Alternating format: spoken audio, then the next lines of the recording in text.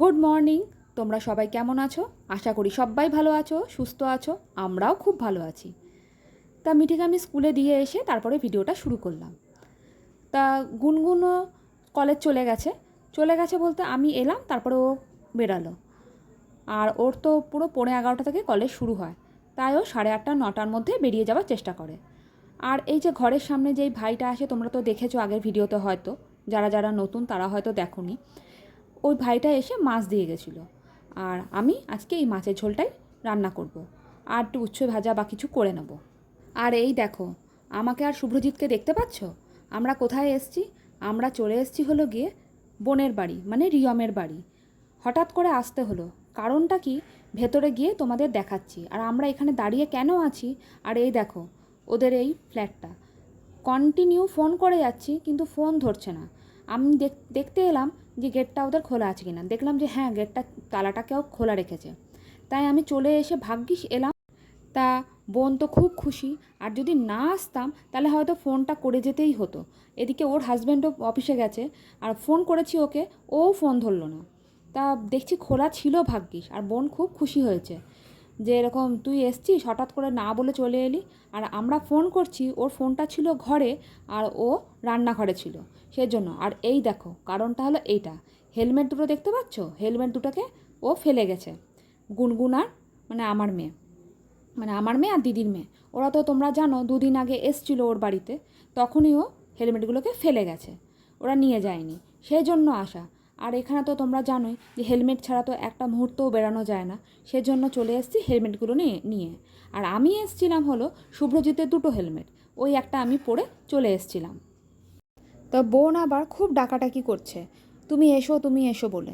কিন্তু না, কি বলো তো, এদিকে গুনগুন আর মিঠি আছে তো, আর প্রচণ্ড আজকে গরম, মানে কি বলবো, এত গরম, বলছে তো বৃষ্টি হবে। আর সেজন্য না ডাকছে, ও কিছুতেই আসছে না, নিয়ে ও রেগে যাচ্ছে, আয় না তোরা থাক কিছুক্ষণ।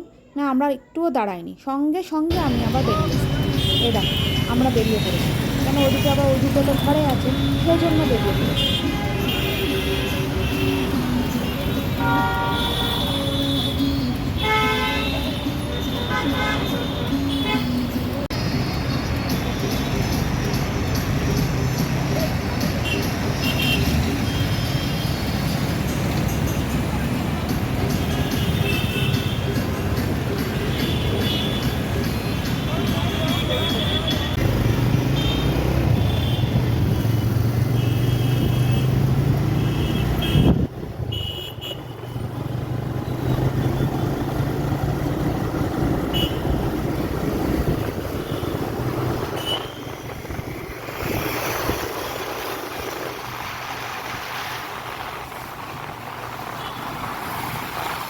তা দেখতে পাচ্ছ, আস্তে আস্তে না প্রচণ্ড জল চেষ্টা পেয়ে গেছিলো।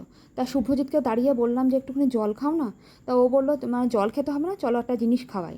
এখানে নাকি ফ্রুট জুসটা নাকি খুব ভালো পাওয়া যায়, তাই একটা ফ্রুট জুসের দোকানের সামনে দাঁড়িয়ে গেছি। এত গরম লাগছে তোমাদের আর কি বলবো, প্রত্যেকের মুখে এক কথা, পুরো দম আটকানো গরম। আর আমি নিয়েছিল একটা ম্যাঙ্গো জুস, আর শুভ্রজিৎ নিয়ে এলো একটা কেশর পাস্তা জুস। তা নেওয়ার পর খেয়ে দেওয়ার পর আবার তো চিন্তাও হচ্ছে যে ও দুটো কী করছে, কেননা মিঠিকে রেখে আসা মানে তো জানো না, খুব জ্বালায় গুনগুনকে, অনেক দিন পর পর পায় তো, সেই জন্য খুব জ্বালায়। তা ঘরে এসেই তোমাদের একটা জিনিস দেখাই, 2 বোনের কীর্তি। 2 বোনে যা করছে তোমাদের দেখাই, কি করছে বলো তো 2 বোনে, তোমাদের দেখাচ্ছি চলো। আমি এসেই ওদেরকে সঙ্গে সঙ্গে ভিডিও করে নিলাম, ভাল লাগে বেশ এগুলো দেখতে।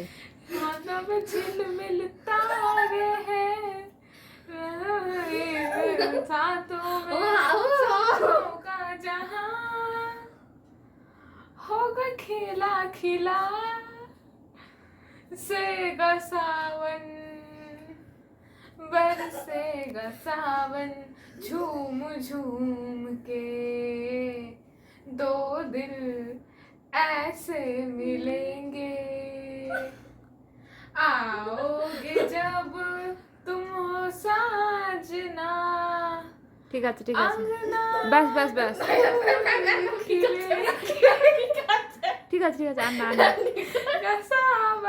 লোকের কানে ব্যথা হবে।